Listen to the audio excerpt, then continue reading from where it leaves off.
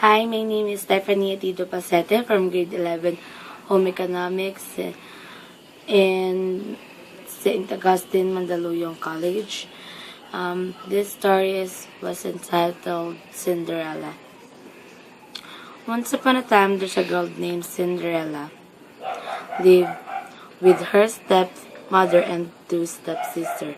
Poor Cinderella had to work hard all long day so the others could rest. It was she who had to wake up each morning when it was still dark and cold to start the fire.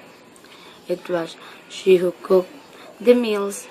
It was she who kept the fire going. The poor girl could not stay clean from all ashes and cinder by the fire. What a mess! Her two stepsisters loved, and it's why they called Cinderella. One day, big news came to town. The king and the queen were going to have a ball. It was time for the prince to find a bride. All of the young ladies in the land were invited to come. They were wild with joy. They would wear their most beautiful gown and fix their hair extra nice. Maybe the prince would like them. At Cinderella's house, she now had extra work to do. She had to make two new brand gowns for her stepsisters. Faster, shouted one stepsister. You call that a dress? Screamed the other. Oh dear, said Cinderella. When can I, the stepmother, marched into the room? When can I, you what? He said. Well, said the girl. When will I have time to make my own dress for the ball? You, yelled the stepmother.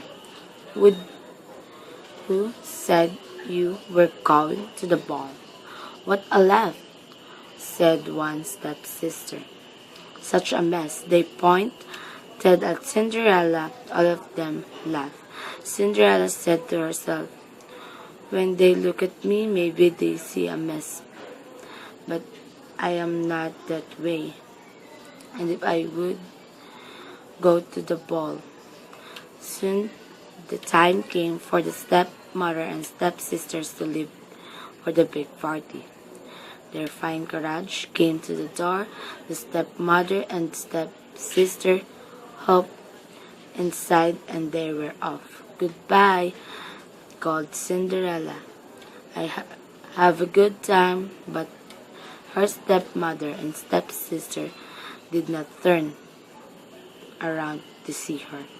Ah, me, said Cinderella sadly. The carriage rode down the street.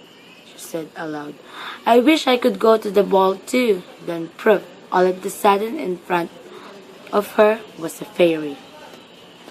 You called, said the fairy. Did I? Said Cinderella. Who you are? Why, you're a fairy godmother. Of course, I know your wish, and I have come to grant it.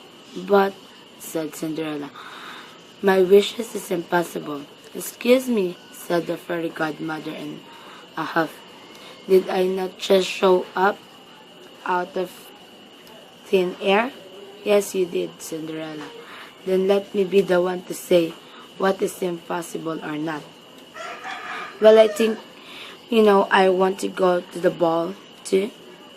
She looked down at her dirty clothes. But look at me. You do look a bit of mess, child, said the fairy godmother.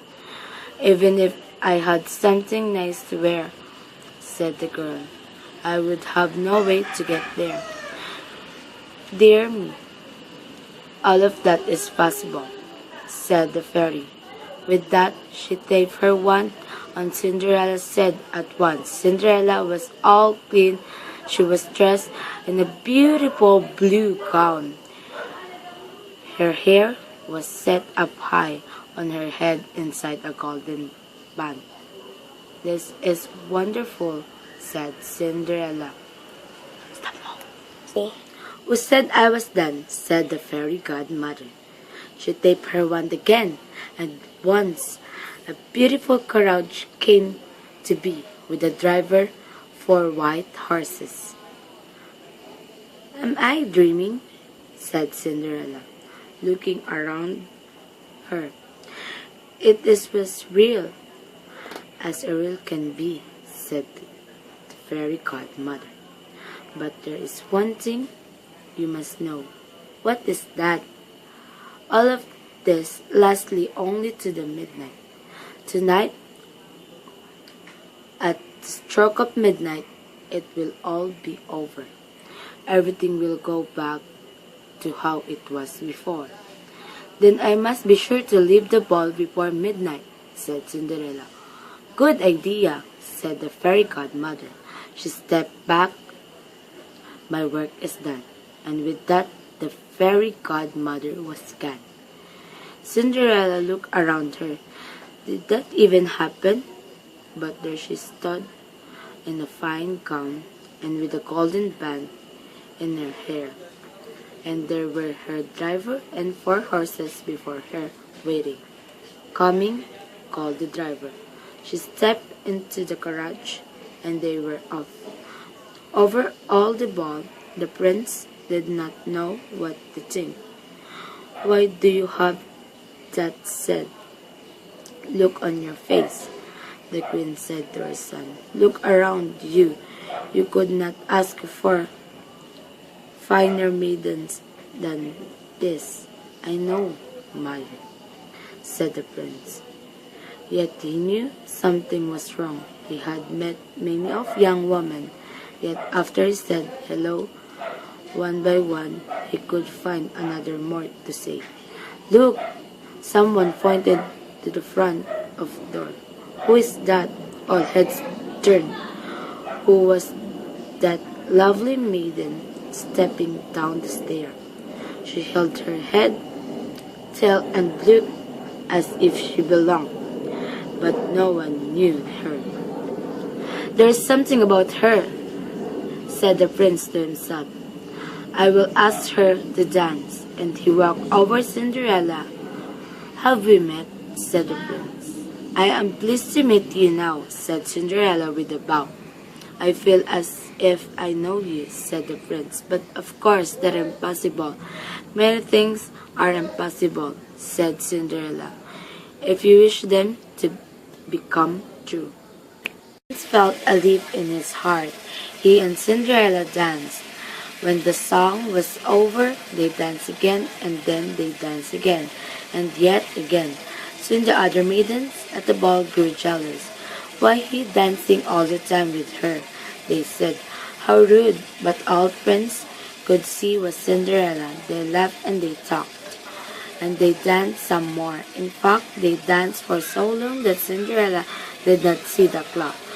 "Dong," said the clock. Cinderella looked up. "Dong," went the clock again. She looked up again. "Oh my!" she cried out. It was almost midnight.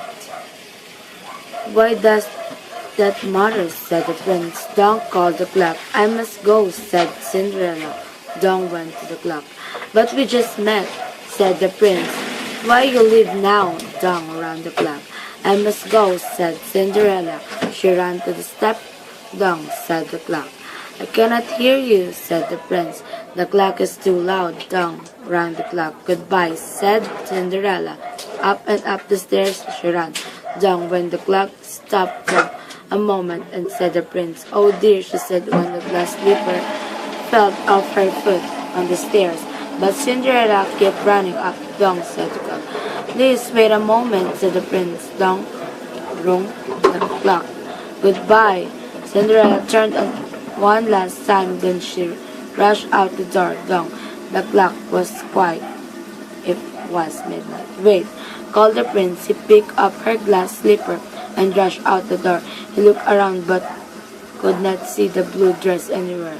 "This is all I have left from her," she looked. Looking down the glass slipper, he saw it was made in specially way to fit a foot like none other. "Somewhere there is the other slipper glass," he said, "and when I find it, I will find her too. Then I will ask her to be my bride. From hunt to hunt, from house to house, when the prince one young woman after another tried to fit her foot inside the glass slipper, but none could fit. And so the prince moved on. The last the prince came to Cinderella's house. "He is coming," called one stepsister, and she looked out the window. At the door, screamed at other stepsister. "Quick," yelled stepmother, "get ready. One of you must be the one to fit your foot in that slipper, no matter what." The prince knocked. The stepmother flew open the door. "Come in," she said. "I have two lovely daughters for you to see." The first stepsister tried to place her foot into the glass slipper. She tried her hard, but it just would not fit. Then the second stepsister tried to fit her foot inside. She tried and tried, but her all might too, but no dice. "Are there no other young women in the house?" said the prince. "None," said the stepmother. "Then I must go," said the prince. "Maybe there is one more," said Cinderella, stepping into the room. "I thought you said there were no other young women here," said the prince. "None who matters," said the stepmother, and a hiss. "Come here," said the prince. Cinderella stepped up to him. The prince got down on one knee and tried the glass slipper on her foot. It fit perfectly. Then from her pocket, Cinderella took out something. It was other glass slipper. "I knew it," he cried. "You're the one." "What?" shouted stepsister. "Not her," screamed the one stepsister. "It cannot be," yelled the stepmother. But it was too late. The prince knew that Cinderella was the one. He looked into her eyes. He did not see the cinder in her hair or ashes on her face. "I have found you," he said. "And I have found you," said Cinderella. And so Cinderella and the prince were married, and they lived happily ever after.